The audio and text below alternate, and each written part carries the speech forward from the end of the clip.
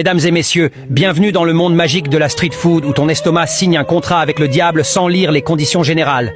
On commence doucement avec les mouches. Non, non, ici c'est pas des nuisibles, c'est des anges gardiens. Elles ne volent pas autour du thé et du café pour rien, non, non.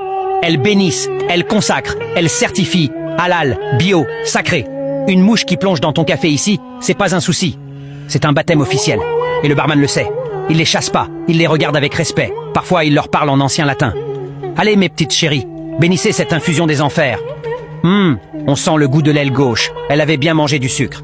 Et là, il est revenu. Le gars, le mixologue de l'apocalypse, toujours fidèle à lui-même, avec sa bétonnière. Mais cette fois, il a level up. Il n'utilise plus du simple ketchup. Non, non, c'est de la sauce faite à base de liquide de frein, liquide de transmission et une larme de raton laveur. Il remue ça tranquillement, comme si c'était de la confiture bonne maman. Tu le vois tourner, touiller, et hop, il sert ça avec amour à des clients innocents qui pensent commander un shawarma. À côté de lui, il y a son acolyte, un homme silencieux, la tête baissée, le regard dans le vide. Il sait que les gens vont avoir des visions de leur vie passée après 2 bouchées. Il a pitié, il prie pour eux. On dirait même qu'il leur chuchote « Fuyez pauvres fous !» Mais c'est pas fini. À 4 mètres du désastre, il y a un autre gars, le chef sorcier.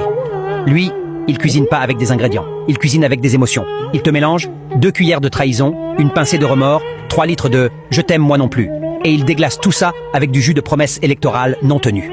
Et le pire, il a un regard sérieux, concentré, comme s'il faisait un truc noble, comme s'il allait être étoilé au guide Michelin des enfers.